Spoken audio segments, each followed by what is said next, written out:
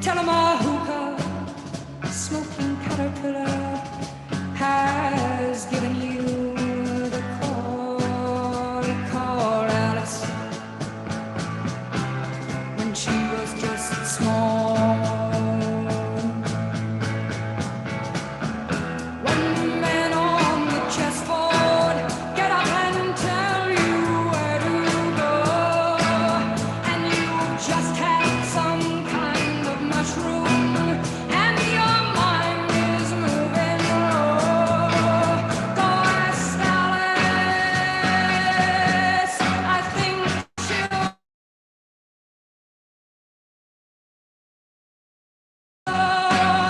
when logic and proportion have fallen, sloppy dead, and the white knight is talking backwards, and the red queen's on her head. Remember what the Dormouse said. Feed your head. Feed your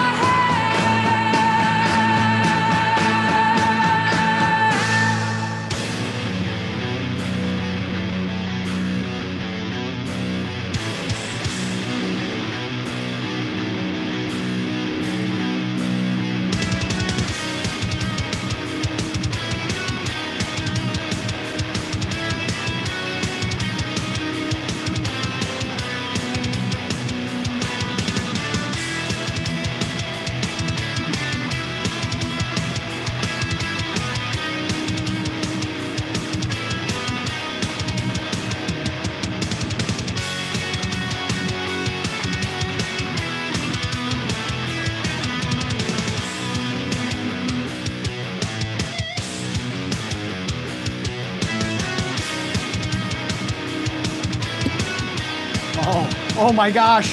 Hey everybody, you know what time it is. I know what time it is. You know what time it is. It is time for the Sunday night's main event, After Party. We have just celebrated Extreme Rules. This is brought to you by Great Lakes Brewery.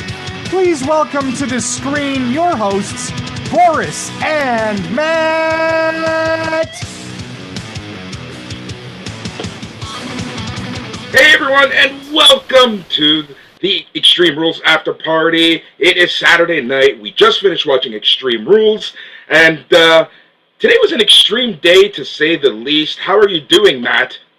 Oh man, I'm well. What's going on with your mic today, homie? It's the worst you've ever sounded. Yeah, that sounds terrible. Yeah, you sound Really? absolutely, truly god awful. Make sure it's not your laptop mic. Yeah, Oh, but that's not good. I'm well. Life is good. It's a little depressing in the city of Toronto right now. That's for sure. I don't know if anyone lives here, but boy, the Jays just choked harder than any sports team has ever choked ever in the history of sporting. So, ouch. Yeah, it's painful. Do I sound There better? you are. Way Yeah, there better. you are. A billion There you are. times Go. better. Yeah.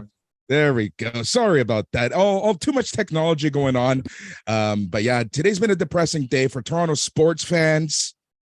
You know, it's been one of those days. Yeah, it's been crazy. So, you know, for those of you who are patrons, and I can see some of the patrons on the Zoom. Hey, everyone. You know, we one of the shows we have, it is BAM. We talk a bunch of wrestling. It's the catch-all show where we chat New Japan. We chat NWA for some reason. We chat Stardom, anything that catches our eye. And we also talk some sports. So for the next couple of minutes, it's going to feel like an episode of BAM. But man, Matt, today's been a depressing day for me because I was so happy. I went through every emotion in the span of 4.5 hours. It was absolutely insane and unreal. So yeah, Boris, you were actually live at the game, the greatest collapse in Blue Jays history anyway. Yeah, it was feeling pretty nice at the start there, buddy. I'll tell you that much. But you know what was funny? I was actually listening to the game still at work when Teoscar Hernandez hit the home run to go up 2-0, and I was like, oh, I felt in my heart we're gonna win. And Buck Martinez on the call, get out ball. And man, this man had cancer. You know what I mean? He came back from cancer. He might retire. That might have been the last game we ever hear Buck Martinez call, man. And in that moment, I actually was just so full of emotion and joy. I got goosebumps. Like, let's go. I fist pumped at work. And then it ends 10-9 Seattle. And it's just like, well, that's sports, man. That's sports. I'm not even mad. The Seattle Mariners ate our entire wheel of cheese and pooped in our refrigerator, Boris. You can't even be mad. That's exactly it. No other way to put it. So, but we're not here to chat sports. We're not here to chat baseball. We're not here to chat the Jays. We are here to chat all things Extreme Rules. Interesting show. Before we get to the card, let's talk about the show itself. So going into the show, what were your expectations seeing that every single match for the first time in God knows how long? We've actually had every match being a different stipulation. Dare we say an extreme stipulation every time. What you think of that? I was glad they maximized the show. If you're going to do a show like this, like a themed pay-per-view, you might as well go all out. I think it's silly to do, even TLC is silly, but Hell in a Cell is super, super dumb. Something like this, though, I can deal with. So I enjoyed it. I thought all the matches delivered to some extent. I guess we'll talk about one that maybe didn't, but by and large, very watchable show. And I quite enjoyed the final reveal. So that's what we were all waiting for. I think that delivered more than anything. That's what's important. That's what we're going to remember Extreme Rules 2022 for. Exactly. And what I really enjoyed about that, and we'll get to that, Great is that yeah. Sorry. Tom in the chat just commented George Springer took the biggest bump of the day, which is hilarious. If you were watching the Jays game, that was the most extreme moment of this evening. Yep. So, we'll talk about that in a little bit, but overall, I agree with you, Matt. I think that overall the show delivered. I was a little late to the show. Let me tell you, traffic downtown was hellish. Dare I say it was a little extreme, but it took me a while to get home. So I was a little behind, caught up fairly fast.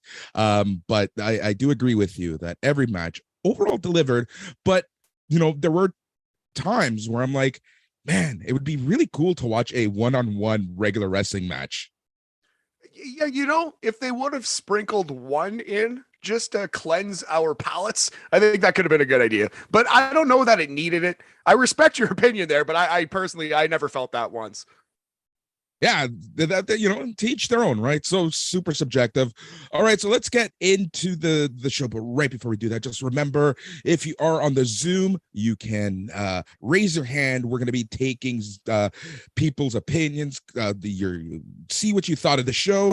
For those of you on YouTube, if you want to get your opinion in, you have to be a patron.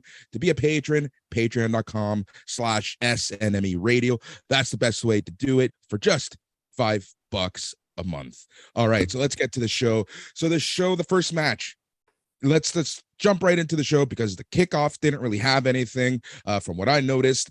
So first match, Imperium's Gunther, Ludwig Kaiser, and Giovanni Vinci versus the Brawling Brutes, Sheamus, Butch, and Ridge Holland in a Donnybrook match.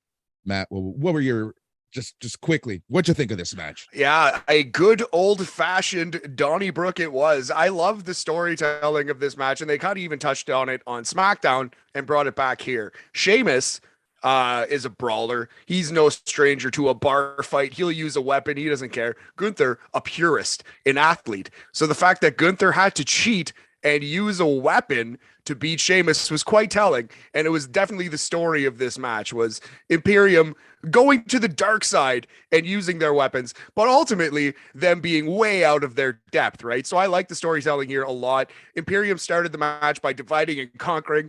They laid Sheamus out with a back suplex onto the bar, which I thought was pretty dope. Also, the Imperial Bomb, which is a power bomb European uppercut combo onto Ridge on the floor, which actually looked like it hurt pretty bad. It was a thud, hard impact. But yeah, so I like the storytelling of Imperium kind of dividing and conquering. And when it was a fight, it favored, obviously, the Brawling Brutes. But when it was more of a match or more of a gang kind of beatdown, it was obviously going to Imperium.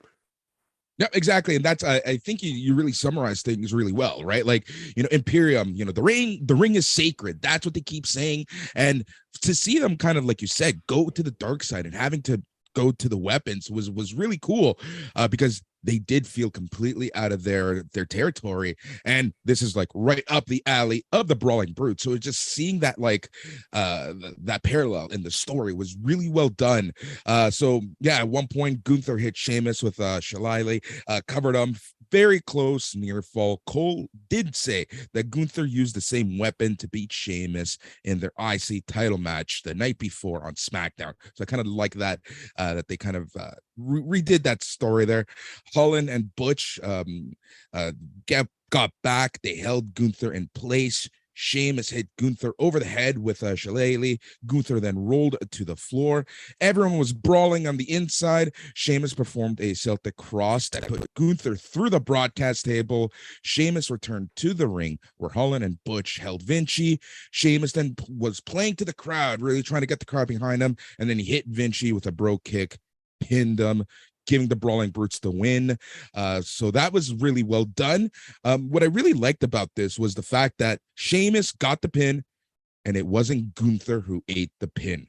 Yeah, but it didn't feel like a ripoff. It didn't feel like, oh, WWE copped out on us. It was a really good match, and Walter lives to fight another day. I thought that was brilliant storytelling, and I honestly didn't expect it. I thought Sheamus was for sure going to pin Gunther here, but that's not what they did, and they did it in a very smart way. I like this match a lot, save for one awful spot. I took pretty careful notes for this one. So all six guys are down, and they pair off into sets, right? So there's 3 pairs. They're slowly so the 2 pairs of lackeys, Butch and Ridge and Vinci and Ludwig, they're slowly fighting their way to their feet, and then they slowly fight their way back down to the ground, and then the leaders slowly fight their way to their feet from the ground. I'm not, like, the way I'm describing it doesn't do how silly it was nearly enough justice. It was really, really dumb. It was like watching an excellent movie and they do like a 10-minute choreographed musical scene and do like a song and dance in the middle of it. You're just like, what is this choreographed nonsense in the middle of this great thing that I'm watching? But other than that, excellent wrestling match. Yeah, agreed. I really enjoyed it. All right. So after that, The Miz was being interviewed backstage. He spoke about his birthday celebration on Raw, and he said he wanted to talk to Triple H all about it. Miz was distracted by something off camera. It was the Philadelphia Flyers mascot, better known as Gritty, who tried to give him a Gritty Extreme Rules t-shirt. Miz kind of scoffed and laughed at it. He laughed at the mascot for thinking he would put it over his suit. Miz dropped the t-shirt, stepped on it, and said that's what he thinks of the shirt, Gritty and the city of Philadelphia. Gritty picked up the shirt, threw it towards Miz, and just walked off camera. Yeah. So, I mean, we're going to see a little bit more of this. It's a little runner. It was pretty funny. And I kind of want to cop that shirt. That was a nice shirt as far as wrestling shirts go, especially like one night pay-per-view based shirts. I'd wear it. Yep. All right, so we get a video package setting up the SmackDown Women's Championship match. Ronda Rousey made her entrance. Cole said that her Pink G was in honor of Jean LaBelle. Liv Morgan came out. It was time for the match. Liv Morgan versus Ronda Rousey in an Extreme Rules match for the SmackDown Women's Championship. Yeah, oh buddy. Yeah, so this is the one that your mileage may vary on. I think this, like, the layout was good. There was a really good match somewhere in here. Is it fair to say maybe Liv had a bad night? You know, like, I don't mean to be rude, but I did not. I don't know. There was like a couple times where she was just kind of on another page from Ronda Rousey. It seemed like they were out of sync. I didn't like the decision for the finish where she smiles while passing out in the submission, a la Raven. I don't know. This one missed for me. Agreed. Yep, this one missed for me as well. But Morgan, there was a lot of back and forth. They used the black belt. Rousey used the black belt to tie Morgan to the ring post. Rousey grabbed the bat, beat Morgan with it. Morgan kind of made herself free, was able to drive Rousey into the ring apron. A little later on, Morgan battled back, performed a code breaker on Rousey, who had a chair in front of her face. Morgan covered Rousey for a near fall. Morgan then set up the table in the middle of the ring, placed Rousey on top of it. Morgan went up top and did a senton that put Rousey through the table. That looked really, really rough. Like it looked like she landed like right on top of her. Yeah, that was a tough bump for sure. It directly led to the finish, and Ronda kind of had to no sell it, which was a tough thing to no sell. Yeah. Morgan then covered Rousey for a near fall, applied a submission hold. Morgan powered up Rousey, slammed her onto the broken table, led to another 2 count. Rousey then countered into a bunch of submission holds. Cole called it a bicep crusher. That's when we see the finish where Morgan was smiling while passing out, and the referee called the match. So your winner and new SmackDown Women's Champion, Ronda Rousey. Yeah, maybe it was unfair for me to say like no sold, because there was a little bit of transition there, but it was pretty stark of how quick Ronda just powered up out of that crazy table bump. Yeah, calling that a bicep crunch, was it? Bicep crush? I don't know if that's accurate. I don't think a bicep was involved. What kind of happened was Liv Morgan's head was like, if you could picture someone kneeling, right, and then sitting back on their legs, like sitting back on their calves, Liv Morgan's head was between Ronda Rousey's calf and her like arse, and she basically choked her out with her button legs. So I don't know what you would call that move. I suggested a head and arse choke. I think we'll go with that. Yep. Again, that was Cole's words, not mine. yeah, fair enough. I don't know, man. I don't know about this one. I'm sure someone out there like really loved it. But I don't know, for me, it was just like Liv Morgan gets obliterated with a baseball bat and she just stands up like, sell your leg, girl, please. Like, you just got destroyed with a baseball bat. If someone did that and I was writing them out for 8 months, I'd accept it. You just got your leg destroyed with a bat. You know, you shouldn't be able to walk anymore. I don't know. Weird match to me. Yeah, that's exactly it, right? It kind of reminded me of the NXT Women's War Games match when Dakota Kai started beating everyone with was it with like a crowbar or something? Yeah, like a crowbar, like a pipe. Yeah. Some Dakota Crow. I love it. Yeah. All right. So after the match, Rousey holds up the title, looks to the crowd. Everyone's booing. She kind of starts mocking them, making fun of them, pretending to wipe tears from her eyes. After Rousey left the ring, Morgan was smiling again and she was laughing. And then Rousey said, "This is for me, not for you," while yelling to the crowd. So are they both heels now? What's going on? No, I think Liv was supposed to be a fighting baby face, and that the smile when she passed out was supposed to say like, you got me, but I'm still tough. Like, I know I belong. I don't know what the smile was actually, but I think that's part of a baby face package. I think Ronda's going heel pretty hard. It's going to be Ronda versus Becky at WrestleMania, heel Ronda versus babyface Becky. And the next 4-6 months obviously are going to be getting there. So yeah, Ronda's heel turn has begun. The wheels are in motion. If she's not full heel, it's happening soon. All right, so bear with me on the next match because sometimes I pronounce it strip instead of strap. We get a video package. entirely different match. One I don't want to see Karrion Kross and Drew McIntyre in, to be fair. So we get a video for the strap match. Entrances happen, and it's time for Drew McIntyre versus Karrion Kross in a strap match. So the referee, Jessica Carr, tries to put the strap on Kross's wrist, but he keeps throwing it down. He refused to wear the strap. I really like the beginning to this match because, you know, it's not the match doesn't actually officially start until both men are in the strap. And I kind of like just Karrion Kross just kind of just saying, "No, I'm not going to do it." Kicks Drew McIntyre's ass a little bit, and then eventually, Drew forces it onto him. Yeah, that was pretty good. The start of this match was better than the actual match itself, but that's to me not an important distinction. It's all part of the match. But yeah, it is kind of funny. This was one of those matches where the most exciting part happened before they actually rang the bell. It's just a funny note. I did enjoy this. I thought this was pretty good. Although it's a tough beat for these guys, literally, because they beat the shit out of each other in this match. They really hit each other hard. And the thing that everyone's going to remember the most is Scarlett's outfit. Yeah. That's the thing I'm going to take away from this match. Yeah, that's pretty much it. But like, no, it's so true. Like this match just as a Latino child, this match makes me cringe every time. Like, just seeing them just go to town on each other with the strap, it's just absolutely insane. There's no way that you can fake that, right? Like you're literally just whipping the other person and hoping to God that you don't injure them too badly.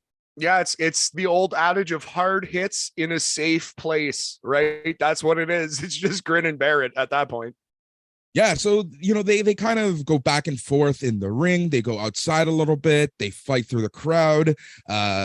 Couple wrestling moves here and there. They're fighting at ringside. Scarlett, getting in McIntyre's face constantly. The referee then checks on McIntyre because McIntyre's shoulder appears to be injured, which is kind of continuing the story from SmackDown. Which again. Who would have thought just making stories make sense is so easy sometimes. Just A to B to C to D, and every show builds on the previous show. Could you imagine such a concept, Boris? Yeah, it's crazy. That's a hell of a thing, right? All right, so like this match, it was pretty simple, right? Like they just beat each other up like throughout the entire match. McIntyre and Cross, they're in the middle of the ring, trading blows back and forth. Crowd is going crazy. They're whipping each other with the strap. McIntyre ends up getting, the best of it. Cross falls to his knees. McIntyre then whips him several times. He performs a future shock DDT. McIntyre kind of went up again, did the countdown for his Claymore kick. Scarlett entered the ring, stood in front of McIntyre. He tried to walk around her, but she stopped him and sprayed him with a substance right in the eyes. Cross then hit the cross hammer shot to the back of McIntyre's head. That was it. That was the match. I guess, illegal substance or not so illegal substance, but the substance to the eyes.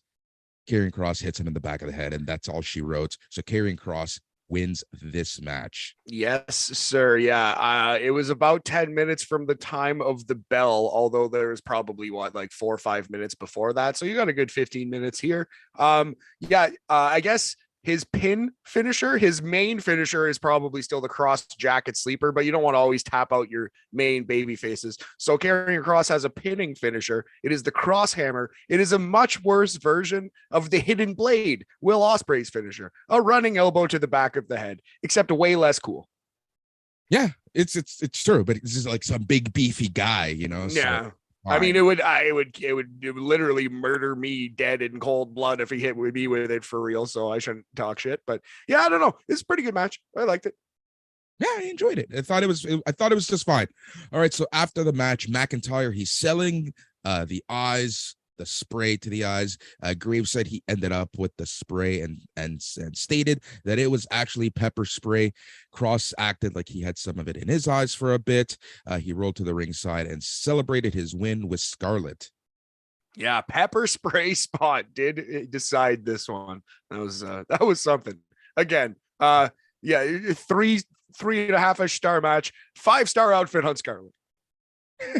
All right. The Miz, he's talking on the phone in the back. He's talking with Maryse and assured her that nothing's going to go wrong during his birthday celebration. Gritty shows up again. Miz just starts barking at him, saying that he was on the phone, and then he just kind of stormed away. Yeah, I'm digging these Gritty runners. They made me laugh. I got to admit, I'm a sucker for sports content, Boris. I'm a simple man. What can I say?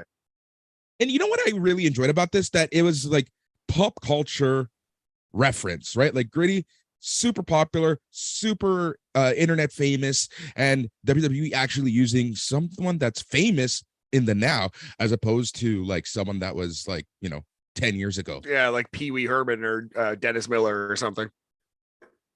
Yeah, exactly. Yeah, you remember the guest host era of Monday Night Raw? Boy, howdy. Oh yeah, that was something. That was very forgettable. Let's just say that. All right, I love it. Matthew Smith saying Gritty was the highlight of the show for me.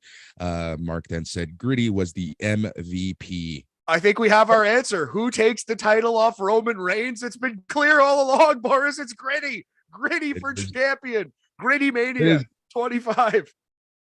Love it. All right, Bianca Belair versus Bayley in a ladder match for the Raw Women's Championship. All right, this match. Here we go. Matt, what you think?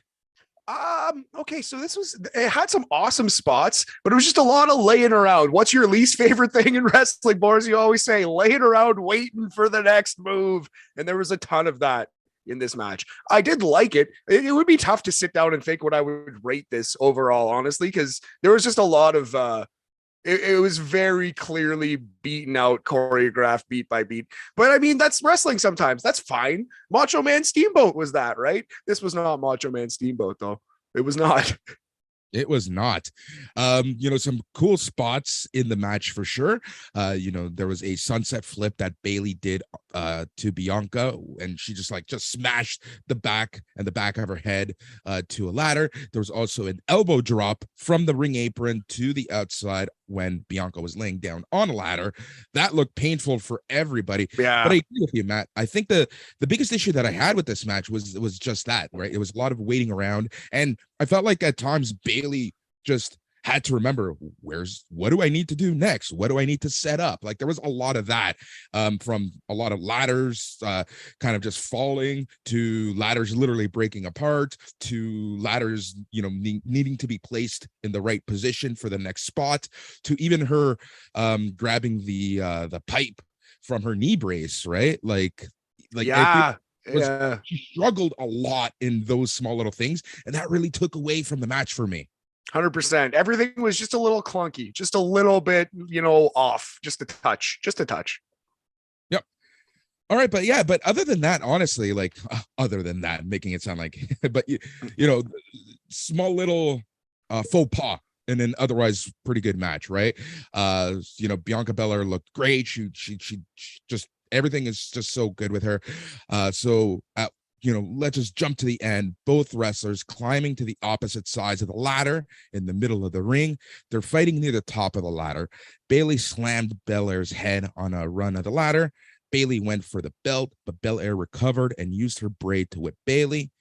Belair then hoisted Bailey up for a KOD while Bailey held onto a small ladder. Belair then performed a KOD and Bailey landed on top of the ladder.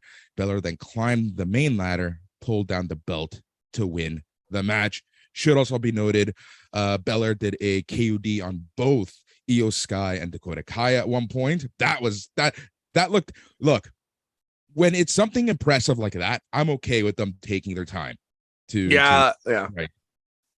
Yeah, they had to set that one up, make sure nobody has a terrible tragic accident in the process there. But yeah, I don't know. Very strange match. Again, there's a good match somewhere in here. I think it was still probably overall pretty good, but just a lot of laying down. Like you said, the two highlights for sure, the double KOD on the two damage control lackeys, and then the KOD while Bailey held on to a ladder, which was actually that's a pretty dangerous spot. That's a crazy one to take.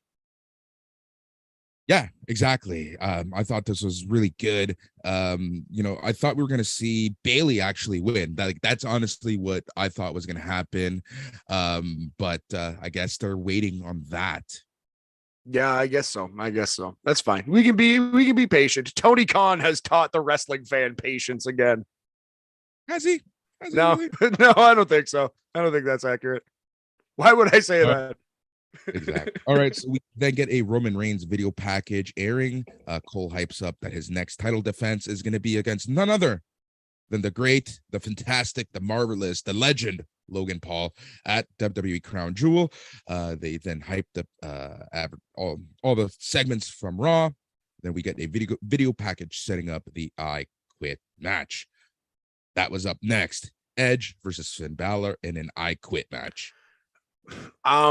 This I think this is my match of the night. I think this is my favorite match of the night. This match went almost 30 minutes, 29 minutes, 40 seconds. I have it at, and it was a lot of WWE drama, shall we say, but it worked for me. I liked it a lot, man. I thought the ending was pretty good.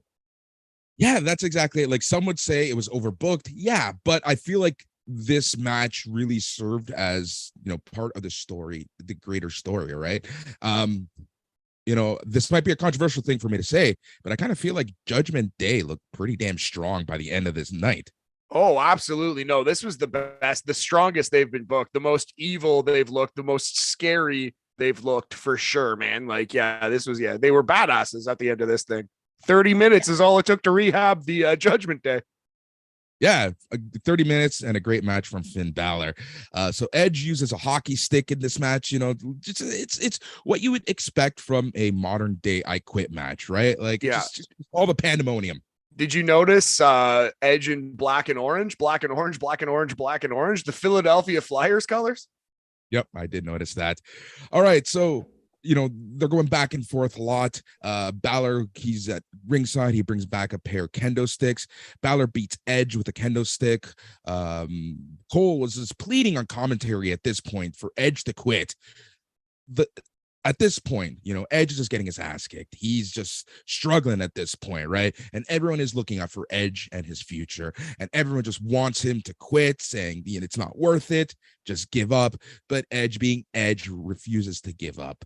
Rey Mysterio's music plays. Rey runs out. He gets kind of goes after Balor and Priest. But Dominic took out his own dad. Lucky guy. Dom ran Rey into the barricade and then into the ring post. Dominic then held his father's arms while delivering boots to his head. Cole is just yelling, "What's wrong with you?" on commentary. He's your father, for God's sake. I gotta say, I don't know. I do know exactly what's happening. They were awesome tonight. Man, yeah, if there's a lot of wrestling fans out there who are still kind of being cynical and loud about, oh, WWE still sucks. Tell me what's different. Tell me what Triple H has improved. Okay, I'll tell you exactly what Triple H has improved. Michael effing Cole, tenfold. He has improved exponentially since Vince McMahon went away. And that alone helps WWE programming a ton. So yeah, the commentary has gotten way better. Yeah. So Balor is just kicking Edge's ass. He's using the kendo sticks, just going ham with kendo sticks, as the kids say. That's when Beth Phoenix comes out, takes stick from Balor, starts using it on Balor and Priest. Dom climbs on the apron, dropped off when Phoenix swung and broke the kendo stick at him.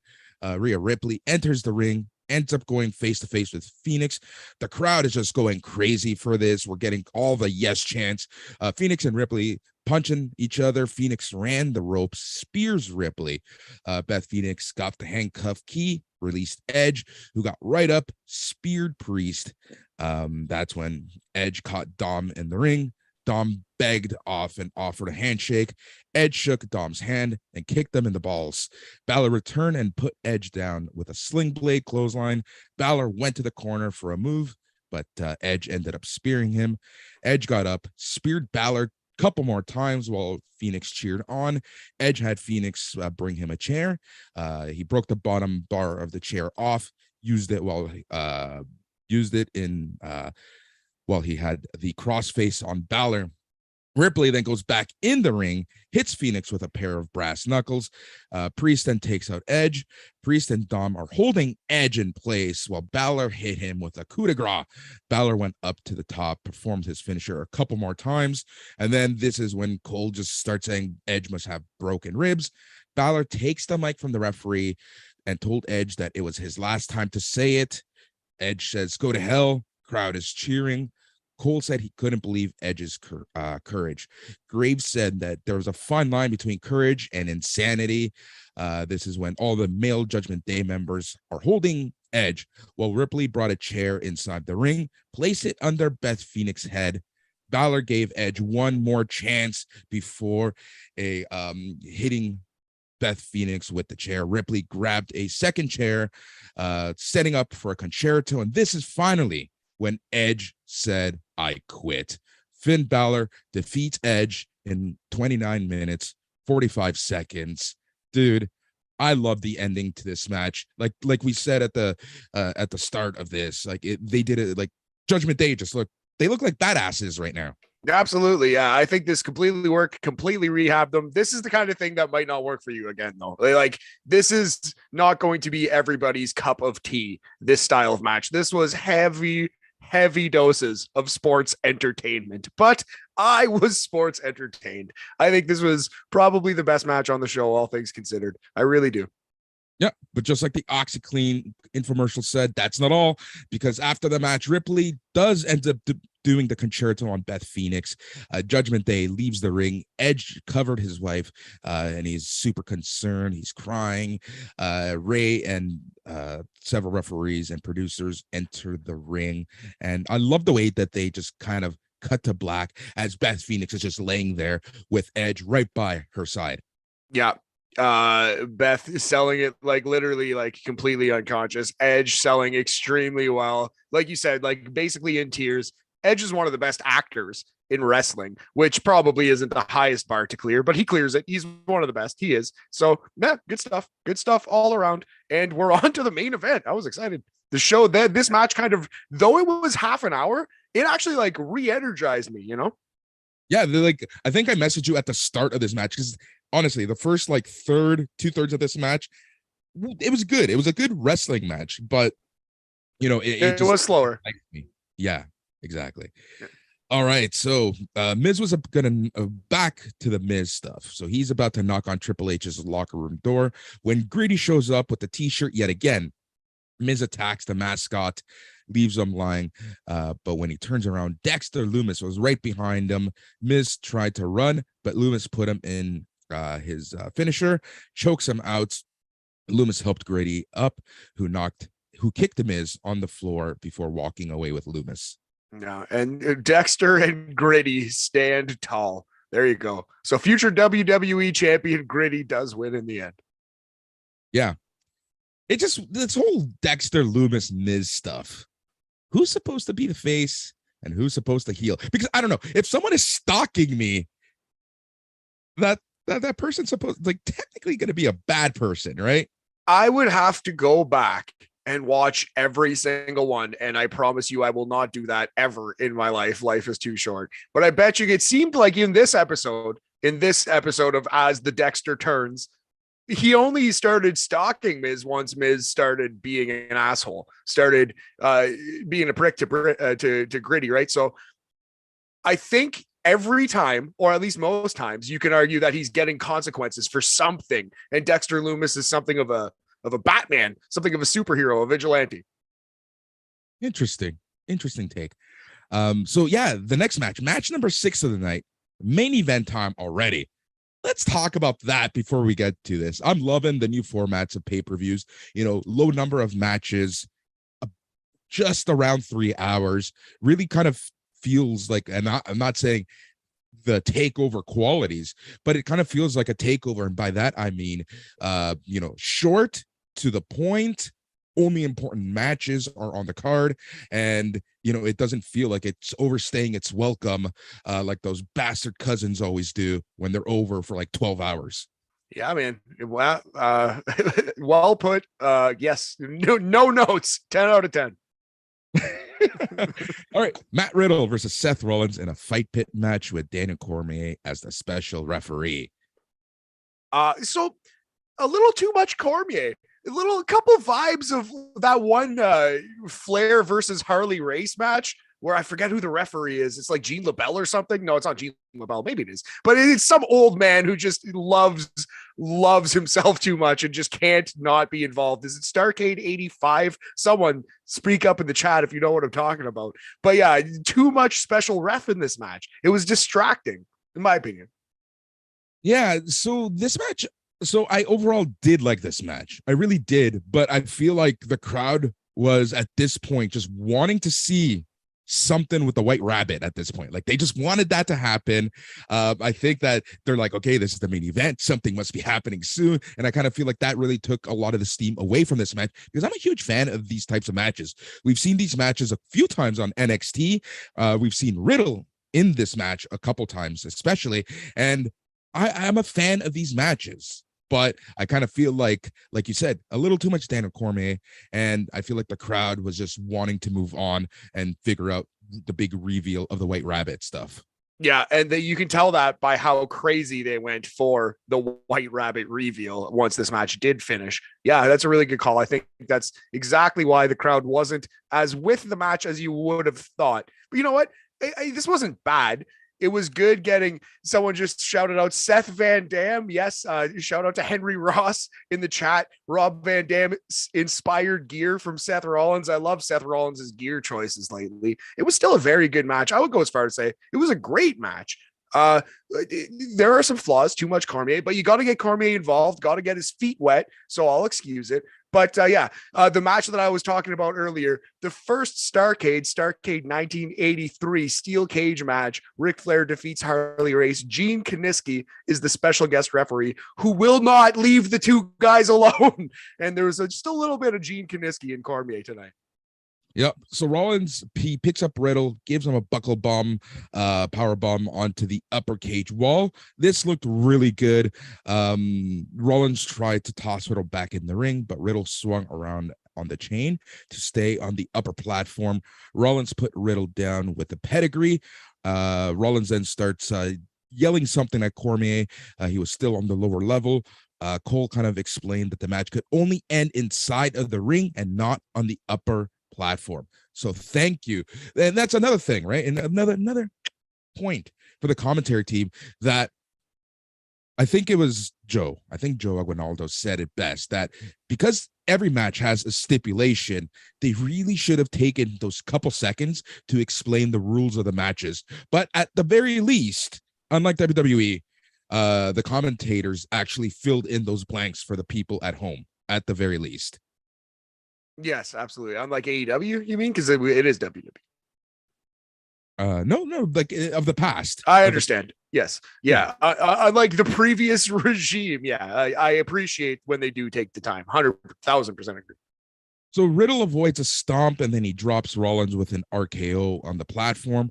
Rollins rolled off the platform and back into the ring. Riddle leapt from the upper platform and hit a Broton splash on the way down. Riddle yelled out in pain while Cormier checked on him and then checks on Rollins. Graves is then wondering if Riddle could recover from the move he just did. Riddle and Rollins both used the cage to pull themselves to their feet. Riddle went for a triangle, but Rollins hoisted him up, ran him into the cage wall twice before slamming him to the mat twice. Riddle maintained the hold and barked at Rollins to tap. Rollins eventually taps to give Matt Riddle the win in just about 16 minutes, 30 seconds. That's all she wrote.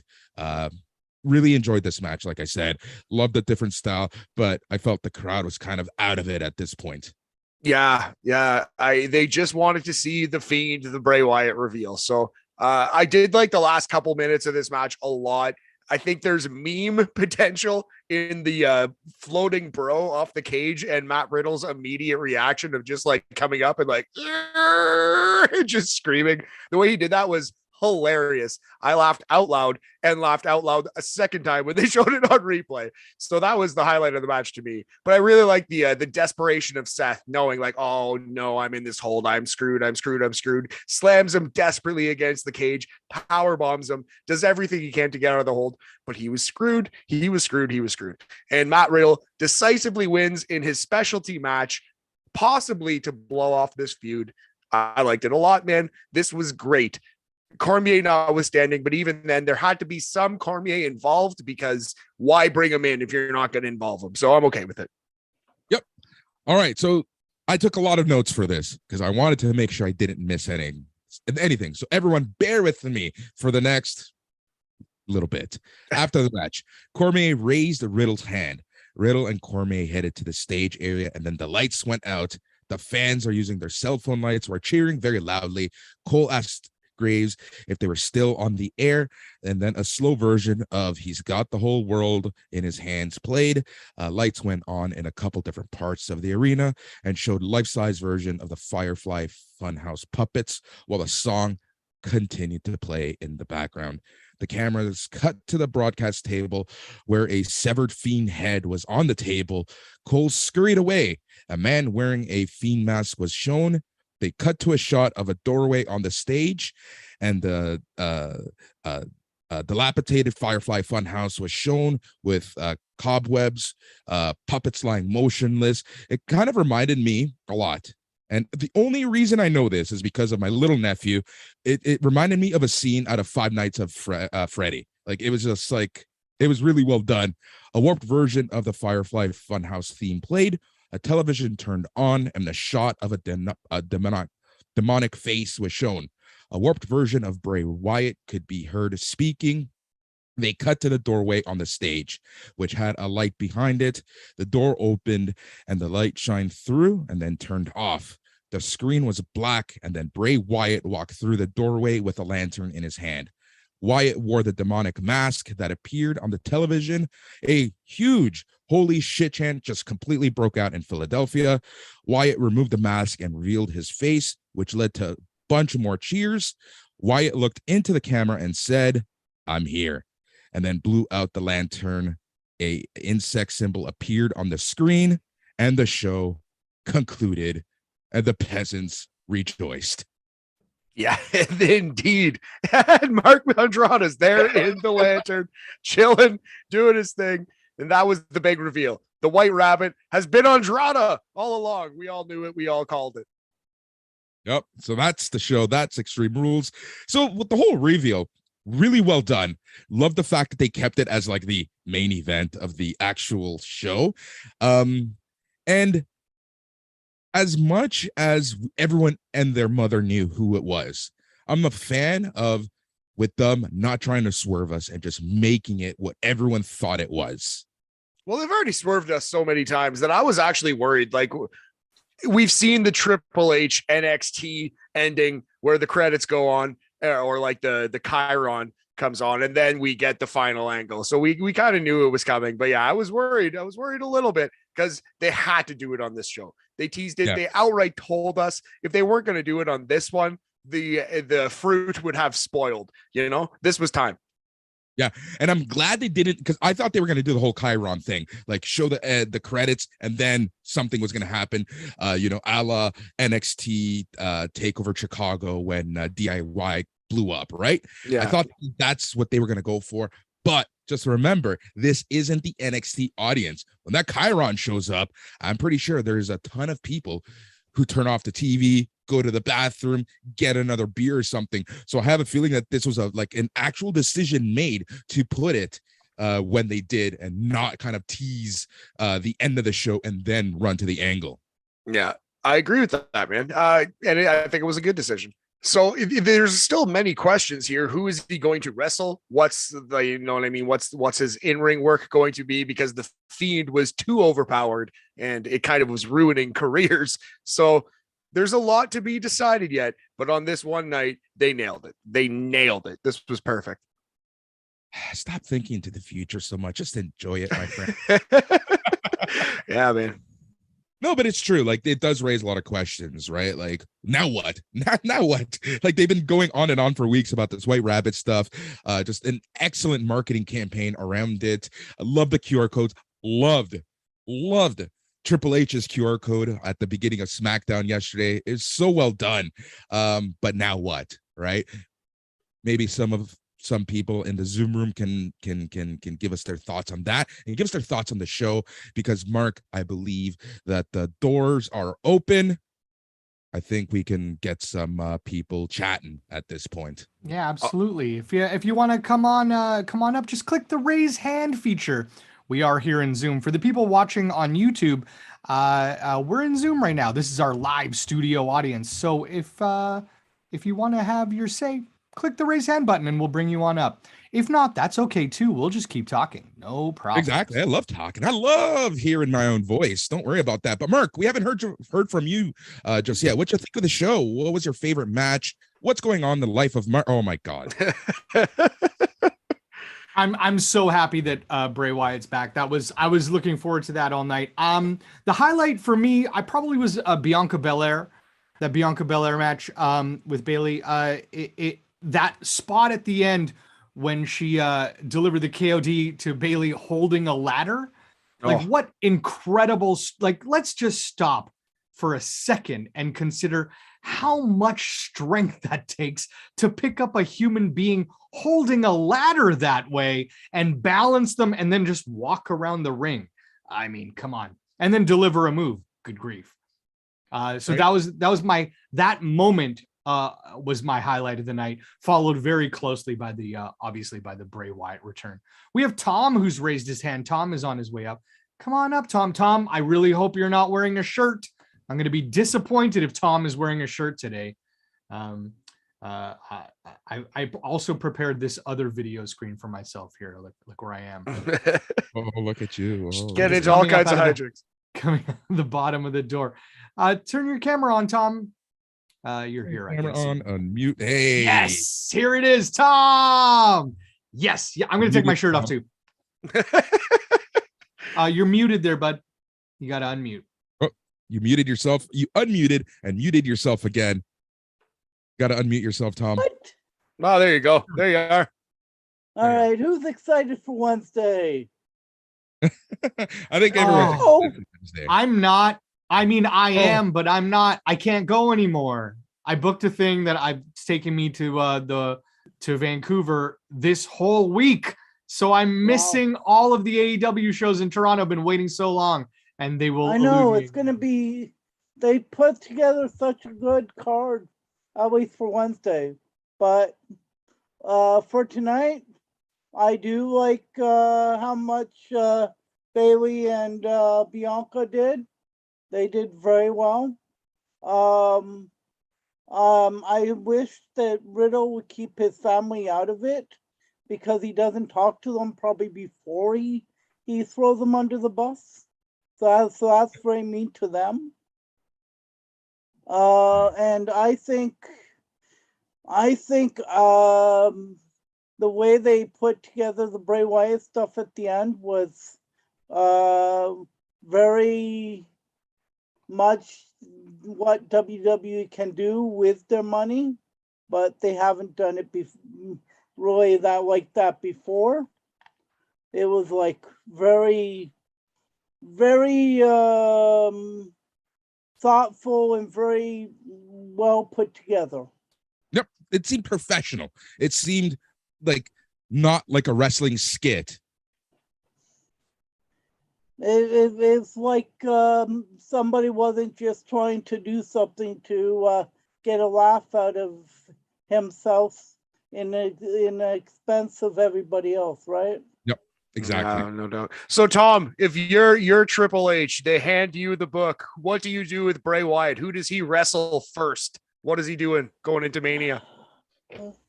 Let's see, Bray Wyatt. I don't know. You can use somebody that needs a little bit of rub to push a little bit up, or then you could also use like a Seth Rollins to reignite him into the system. So I don't really know. Like obviously, I do not want to see Riddle and Seth Rollins on my TV screen anymore. So if it would take Seth Rollins out of that would be amazing. You seem to be pretty anti this Riddle Rollins build and feud, but buddy, I gotta tell you, I think people might be upset to see the Fiend versus Seth Rollins yet again. That may have ruined Seth's career there that last time. Look how long it took him to rebound, right?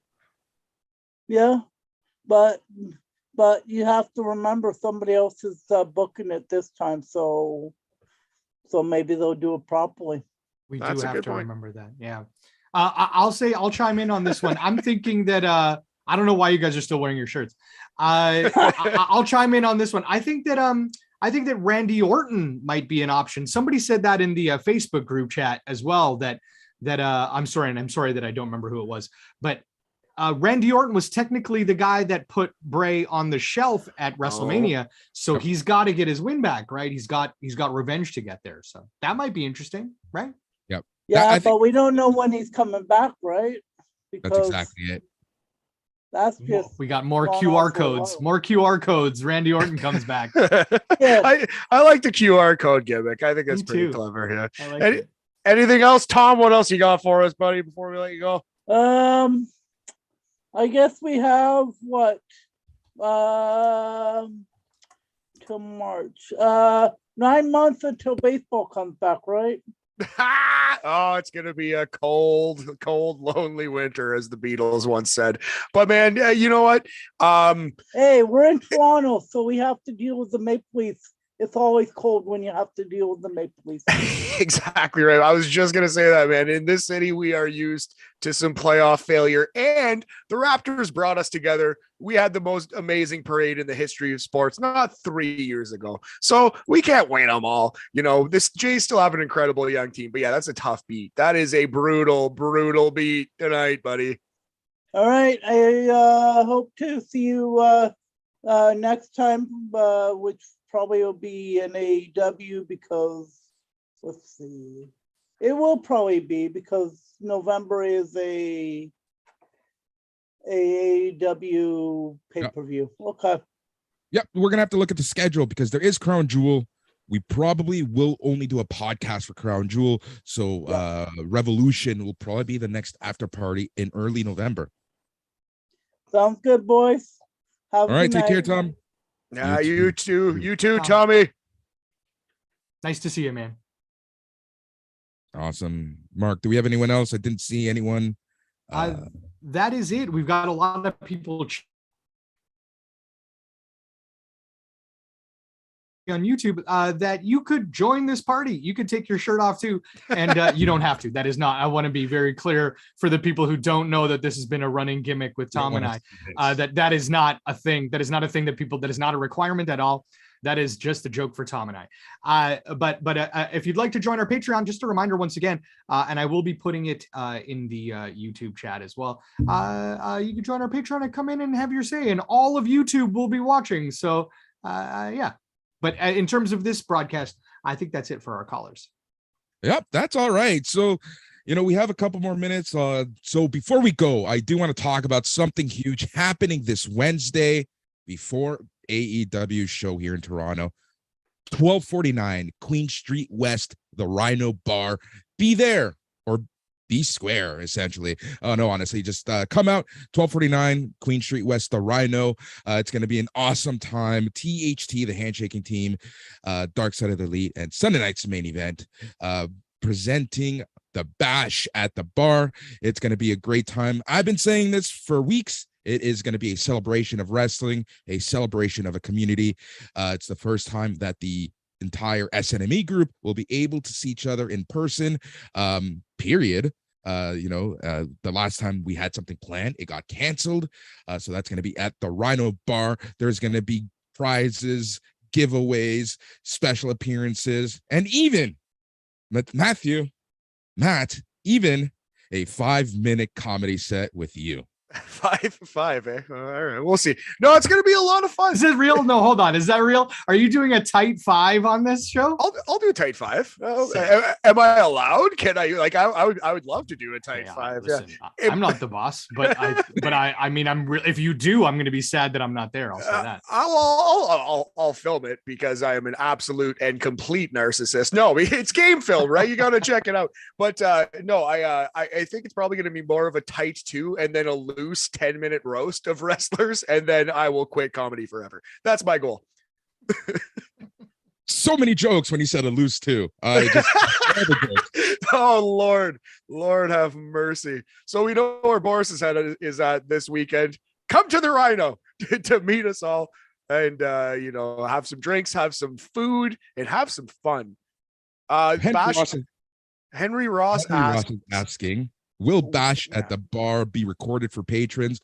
So Randy, you can correct me if I'm wrong, but I know that we are planning to record portions of it. We're even planning to live stream portions of the show or of the night, of the party, of the chats, maybe even the comedy sets. Yeah, so there will be some availability, and I'm sure that people are going to be recording stuff through the afternoon, 1 to 5 p.m. Honestly, it's going to be a great time. Really looking forward to it. It's free to come in. You just got to cover your own drinks and food. And again, it's just a hop, step, and a skip away from the Coca-Cola Coliseum. Find other means to get there. If you are drinking, no one better be drinking and driving. No, just your finger at everyone. Don't do that. Take an None. Uber, take a cab, take Yeah. transit, go for a walk, get some fresh air, but don't drink and drive. So that's going to be at the Rhino, 1 to 5 p.m. on Wednesday. It's going to be a really good time. This ain't your daddy's party. No drinking and driving, which is no longer acceptable in society. But if you're old enough, well, if you're old enough, you remember a time when it just happened, but it shouldn't have. And let's keep that time in the past. This was a lot of fun. Thank you all very much for listening, for joining us on this extreme ride. And I'm so pumped for Dynamite, man. Rhino is going to be a ton of fun. That's a local favorite. A lot of people, I've been telling friends, hey, come to the Rhino. They're like, oh, I love the Rhino. I'll go. So yeah, it's going to be a great time. Dynamite's going to be sick. The party's going to be sick. And hopefully you had some fun watching us and listening along tonight. Yep. Thanks for that, Matt. And it's always a pleasure. Some would say I'm extremely tired. Some would say I'm extremely intoxicated. I'm not, but it's been a long day. So thank you for listening to the Extreme Rules After Party. We hope to see you again, patreon.com/SNME radio. Join the Patreon, be part of the show, get your voice heard. And just remember 1249 Queen Street West, the Rhino, Bash at the Bar, 1 to 5 p.m. Wednesday, October 12th. Be there. He's Matt. He's Mark. I'm Boris. Good night, everyone. And just remember, stay tranquilo. Go Mets, I guess. Go Dodgers, but still. Geez.